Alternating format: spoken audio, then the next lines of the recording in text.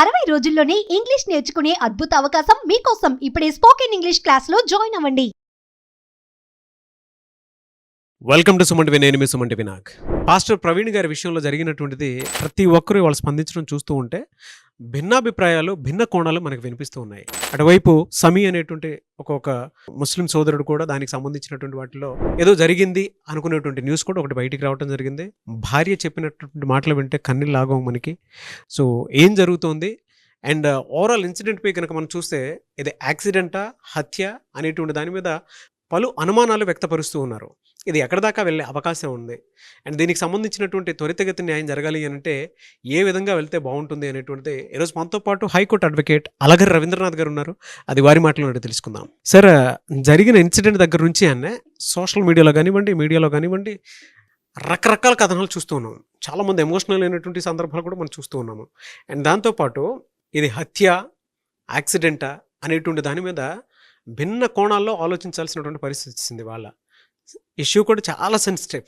ఓవరాల్గా చూస్తే మీకేమనిపిస్తుంది అంటే జరిగినటువంటి అంటే ఈ వృత్తాంతం కనుక మొత్తం మనం గమనిస్తే ఏం జరిగిందని మనం భావించాలంటే అసలు విషాదాంతంగా ముగుస్తున్న ప్రవీణ్ పగడాల గారి యొక్క ఆకస్మిక మృతి మీద అనుమానాస్పద మృతిగా బిఎన్ఎస్ సెక్షన్ 194 మీద ఆల్రెడీ సెక్షన్ వీరయ్య గౌడ్ గారు అంటే రాజానగరం ఎస్పీ గారు వీరయ్య గౌడ్ గారు ఈ యొక్క దీని మీద ఎఫ్ఐఆర్ నమోదు చేయడం జరిగింది. అయితే ఈ కథ జరిగిన ఎంటైర్ ఎపిసోడ్ని కానీ మనం చూసినట్లయితే నాగరాజ్ గారు అనేక రకాల ప్రశ్నలు లేవనెత్తుతున్నాయి. ఒకటి రెండు కాదు, అనేక రకాల అంటే చిక్కుముడులు ఒక లింక్కి ఒక లింక్ పెట్టుకుంటుంటే అనేక రకాల చిక్కుముడులు అనే ప్రశ్నలు ఎన్నో విధాలుగా తలెత్తే ప్రయత్నం జరుగుతుంది. అంటే ఫస్ట్ క్వశ్చన్ ఇందాక మనం లాస్ట్ వీడియోలో కూడా మాట్లాడడం, ఒకసారి రిపీట్ చేసే ప్రయత్నం కూడా చేస్తాను. అసలు విషయం కంటెంట్ మామూలుగా మాట్లాడతాను, చివరి దాకా వీడియోని అయితే మొత్తం తప్పనిసరిగా చూడండి. అయితే ప్రవీణ్ పగడాల గారు అసలు ఎందుకు వెళ్ళారు చాగల్లో వెళ్లాల్సిన అవసరం ఏముంది? ఇంతకు ముందు వెళ్ళారా? ఇదే ఫస్ట్ టైం వెళ్ళడం జరిగింది. ఆ చాగల్లో మార్గ మధ్యంలో ఆయన ఒక లగేజ్తో కూడా వెళ్ళడం జరిగింది. ఆ ఎంటైర్ మనం ఆ బైక్ ఆయన మూవ్ చేసుకుని వెళ్తున్నప్పుడు మనకి నేను ఎస్పీ గారు కూడా మాట్లాడడం జరిగింది. అందులో ఒక లగేజ్ బ్యాగ్ కూడా తీసుకెళ్తున్నారు అందులో. అయితే మనకి అందిన సమాచారం మేరకు మనం ఏమనుకుంటున్నాం అంటే ఎస్పీ గారు చెప్పిన రివీల్ చేసిన ఇన్ఫర్మేషన్ని మనకి ఇక్కడ గడిచిన గంటకి వస్తుంటే కొన్ని అప్డేట్స్ మనం చూసినట్లయితే కొత్త వ్యక్తుల యొక్క పేర్లు కూడా దీనిలో వినిపిస్తున్నాయి. అంటే కొవ్వూరు బ్రిడ్జ్ దగ్గర దాటేటప్పటికి ఆయన మోటార్ సైకిల్ బైక్కి ఉన్నటువంటి హెడ్ లైట్ అక్కడ వెలగట్లేదు, ఓన్లీ ఇండికేటర్స్ వేసుకుంటూ ఓవర్టేక్ చేస్తున్నారు ఆ లారీకి ఉన్నటువంటి ఫోటో. అయితే వెళ్ళారు, అక్కడ నుంచి 6 కిలోమీటర్ల 300 మీటర్ల డిస్టెన్స్లో ఆయన అక్కడ హత్య అంటే ఎక్కడైతే ఆయన మృతి చెందినటువంటి ఆ ప్రదేశానికి సుమారుగా 6 కిలోమీటర్ల 300 మీటర్లు ఉంది. ఈ ఎంటైర్ 6 కిలోమీటర్ల 300 మీటర్ల డిస్టెన్స్ అన్నది హెడ్ లైట్ లేకుండా ఒక వ్యక్తి ప్రయాణం చేయడం సాధ్యమా? ఇది ఫస్ట్ క్వశ్చన్ నాగరాజ్ గారు. ఎందుకంటే అంత మిడ్ నైట్ రాత్రి 11 గంటల 31 టైంలో జర్నీ చేయాలంటే డెఫినెట్గా ఆలోచించండి. ఒక మనిషిగా ఆలోచన మనం 100 మీటర్లు 200 మీటర్లు వెళ్ళడమే కష్టం. అట్లాంటిది ఇండికేటర్ లైట్ తోటి 6 కిలోమీటర్ల 300 మీటర్లు డిస్టెన్స్ ప్రయాణం చేయడం సాధ్యమా? అది మిడ్ నైట్ 11 గంటల 31 ఫస్ట్ వీడియో ఫుటేజ్ అంటే అక్కడ నుంచి 6 కిలోమీటర్లు వెళ్ళడానికి కనీసం ఒక 10 నిమిషాలు వేసుకోండి. 10 నిమిషాలు ఈయన ఒక 30 కిలోమీటర్ స్పీడ్ వెళ్ళినా, ఒక 40 కిలోమీటర్ స్పీడ్ వెళ్ళినా అట్లీస్ట్ అక్కడ వెళ్ళడానికి 15 నిమిషాలు పడుతుంది. 15 నిమిషాల పాటు హెవీ ట్రాఫిక్ లోడ్స్ తిరుగుతున్నాయి, పెద్ద హెవీ వెహికల్స్ నడుస్తుందండి. ఒక నేషనల్ హైవే NH16 అది. ఆ NH16 ఎంత హెవీ లోడ్ ఉంటుందో తెలుసు మనకి. అంటే కొత్త రోడ్డు కాబట్టి, అది కూడా బ్రిడ్జ్ నుంచి వస్తున్న రోడ్డు.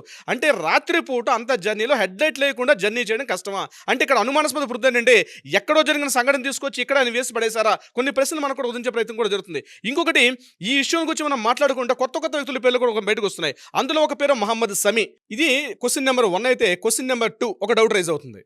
ఈయన కాల్ డేటాలో మనకి ఎస్పీ గారు చెప్పినట్టుగా లాస్ట్ కాల్ మాట్లాడేటువంటి పర్సన్ ఎవరంటే రామ్మోహన్ RJY అని చెప్పి ఆయన కాల్ డేటాలో ఉన్నట్టుగా తెలిసింది. రామ్మోహన్ RJY గారు ఎవరంటే దానికి చెప్తూ ఆయన ప్రతిసారి ప్రవీణ్ పగడాల గారు ఎప్పుడు రాజమండ్రి వచ్చినా ఆయనకి వసతి, అకామిడేషను, భోజన సౌకర్యాన్ని కూడా ఈయన ఏర్పాటు చేస్తారని చెప్పడం జరిగింది. ఆ లాస్ట్ కాల్తో మాట్లాడిన తర్వాత ఇతను ప్రవీణ్ పగడాల అని చెప్పడం కూడా జరిగిందని చెప్పి రివీల్ చేయడం జరిగింది. అయితే నేనేమంటానంటే ఓన్లీ లాస్ట్ కాల్ ఒకటే కాకుండా గడిచిన లాస్ట్ 1 వీక్ బ్యాక్ నుంచి ఆయన ఎవరెవరితో మాట్లాడుతున్నారు, వాళ్ళందరి మీద కూడా ఒక నిఘా పెట్టగలిగితే, ఒక ఎంక్వైరీ కమిషన్ లాంటిది ఒకటి చేయగలిగితే మాత్రం ఒక అవకాశం కూడా ఉంటుంది నాగరాజు గారు. ఎందుకంటే ఇది మామూలు అనుమానాస్పద మృతిగా నేను చెప్పినట్టుగా బిఎన్ఎస్ సెక్షన్ 194 ప్రకారం అయినప్పటికీ కూడా ఇది చాలా చిక్కుముడులతో ఉన్నటువంటి ఒక ఇష్యూగా జరుగుతుంది. ఇది కేవలం ఒక వ్యక్తి ఏదో సూసైడ్ చేసుకున్నారు, రోడ్డు ప్రమాదంలో జరిగిపోయినటువంటి సంఘటనగా చూస్తున్నారు తప్పించి అది కాదు యాక్చువల్గా జరగాల్సింది. ఎందుకంటే కొంతమంది వ్యక్తుల యొక్క మత విశ్వాసాలకు ముడిపడినటువంటి విషయం. ఎందుకంటే 1 మంత్ బ్యాకే ఇదే ప్రవీణ్ గారు ఎక్స్ వేదికగా మాట్లాడుతూ నా మీద అటెంప్ట్ టు మర్డర్ కూడా ఉంది, నన్ను థ్రెట్ చేసే అవకాశం కూడా ఉందని కూడా మాట్లాడడం జరిగింది. దానికి నిదర్శనంగా ఒక కొత్త వ్యక్తి పేరు బయటకు వస్తుంది. ఆ కొత్త వ్యక్తి పేరు ఎవరు? మహమ్మద్ సయ్యద్ సమీ. ఈ మహమ్మద్ సయ్యద్ సమీ ఎవరు అంటే, ఇంతకు ముందు ఒక సందర్భంలో ప్రవీణ్ పగడాల గారు ముస్లింల యొక్క మహమ్మద్ ప్రవక్తని కించపరుస్తూ కొన్ని అనుచిత వ్యాఖ్యలు చేశారు. అదానికి మనకి వేదిక కూడా చాలా ఉన్నాయి, సోషల్ మీడియా వేదికగా. దీనికి ఆయన రిటార్ట్ అయ్యి ఈ సయ్యద్ సమీ అనే వ్యక్తి ఇమీడియట్గా January 31 మీరు మహమ్మద్ ప్రవక్త మీద మీరు చేసిన వ్యాఖ్యల్ని మీరు వాపస్ చేసుకోకపోతే మీ మీద ఫత్వా జారీ చేస్తాం. అంటే మీకు ఫత్వా అంటే తెలుసు, ఎలాంటిదో ఫత్వా జారీ చేస్తుంటే మిమ్మల్ని చంపేస్తాం అన్నటువంటి వర్డ్ని కూడా వాడడం జరిగింది. అది ఆల్రెడీ ఉంది. January 31 ఎప్పుడైతే ఈ యొక్క న్యూస్ వచ్చిందో ఇమీడియట్గా ఆయన రెస్పాండ్ అయ్యి నేను వాపస్ చేసుకుంటున్నాను, మహమ్మద్ ప్రవక్త మీద ఉన్నటువంటి వ్యాఖ్యల్ని వాపస్ చేసుకుంటున్నానని చెప్పడం కూడా జరిగింది. ఇది జరిగి January 31 అయిపోయింది. అయితే దీని మీద స్పందిస్తూ మహమ్మద్ సమీ కూడా ఈరోజు మార్నింగ్ ఒక వ్యాఖ్య చేయడం జరిగింది. ఆయన ఏంటంటే, మేము రంజాన్ మాసంలో ఇటువంటి చేసే సంఘటనలు మా ఆలోచనలు కాదు, ముఖ్యంగా నాకు ఆ సంఘటన అప్పటితో అయిపోయింది. నేను ఆయన ముఖాన్ని ఎప్పుడు చూడలేదు, ఆయన కూడా నన్ను ఎప్పుడు చూడలేదు. ఈ సంఘటన అప్పటితో ఫుల్ స్టాప్ పెట్టేశాం, కానీ ఈ సంఘటనకి నాకు ఎటువంటి సంబంధం లేదు. అయినప్పుడు కూడా ఇందులో ఎవరైనా దోషులు ఉంటే వాళ్ళని పట్టుకుని ఉరి తీయాల్సిందిగా ముఖ్యమంత్రి గారికి, లోకేష్ బాబు గారికి కూడా ఆయన మాట్లాడడం జరిగింది. ఒక వీడియో కూడా మనకు వైరల్ అవుతుంది. అయితే ఇక అనుమానాస్పద మృతిగా ఉన్నటువంటి విషయం ఒక కంటెస్ట్ అయినప్పుడు కూడా దీని మీద రకరకాల చిక్కుముళ్ళు ఉన్నాయి. నేనేమంటానంటే, ఈరోజు ప్రవీణ్ పగడాల గారి యొక్క భార్య జెసికా ప్రవీణ్ పగడాల గారు కూడా కొన్ని వ్యాఖ్యలు చేస్తారు. ఆవిడ కూడా, అంటే వ్యాఖ్యలు అంటే ఆవిడ మాట్లాడిన మాటలు 4 మాటలు మాట్లాడినప్పుడు కూడా ఆవిడ ఒక మాట అన్నారు, మా ఆయన మీద ఎవరైతే హత్యా ప్రయత్నం చేశారో మా ఆయనకి హత్య చేసిన కంటెస్ట్ ఆవిడ కన్ఫర్మ్ అయిపోయారు. అక్కడ కన్ఫర్మ్ అయిపోయి మేము వాళ్ళని క్షమిస్తాం, వీళ్ళతో బ్రతుకున్నటువంటి ప్రవీణ్ గారు కూడా క్షమిస్తారేమో కానీ మేము కూడా క్షమిస్తామన్న వర్డ్ని వాడారంటే, ఏదో బహుశా వాళ్ళకు ఉన్నటువంటి మత విశ్వాసాల పరంపరంగా మాట్లాడొచ్చు, కానీ మత విశ్వాసాలు వేరు, రాజ్యాంగం వేరు, యాక్ట్లు వేరు, చట్టాలు వేరు.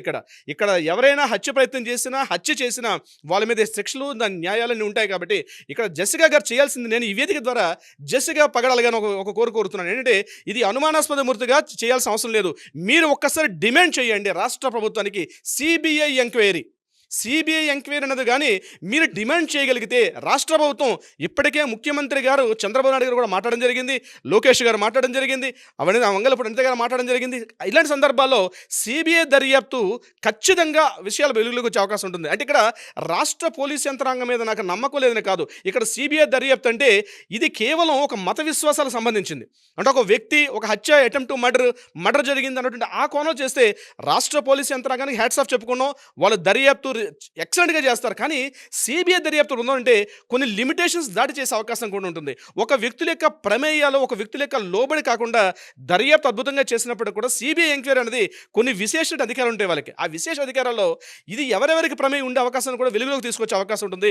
బహుశా కేఏ పాల్ గారు కూడా ప్రజాశాంతి పార్టీ వ్యవస్థాపకులు కేఏ పాల్ గారు కూడా దీని మీద చాలా వాయిస్ వినిపిస్తున్నారు గడిచిన 2 రోజులుగా. అయితే నేనేమంటానంటే, ఇది సిబిఐ దర్యాప్తులోకి వెళ్ళగలిగితే మరి కాస్త విషయాలు లోతుగా వచ్చే ప్రయత్నం ఉంటుంది. అది ఏ మత విశ్వాసాలకు లోబడైనప్పుడు కూడా, మత విశ్వాసాలు వేరు, సమాజంలో ఒక వ్యక్తిగా బ్రతకడం వేరు. సమాజంగా వ్యక్తిగా బతికిన తర్వాతే మత విశ్వాసాలు వెలుగులోకి వస్తాయి. కాబట్టి ఇది రాష్ట్ర ప్రభుత్వం చేస్తున్నటువంటి, రాష్ట్ర పోలీస్ యంత్రాంగం చేస్తున్నటువంటి దర్యాప్తే కాకుండా సిబిఐ ఎప్పుడైతే వెలుగులోకి వస్తుందో పూర్తిగా దీని యొక్క వివరాలు కూడా వెలుగులోకి వచ్చే అవకాశం ఉంటుంది.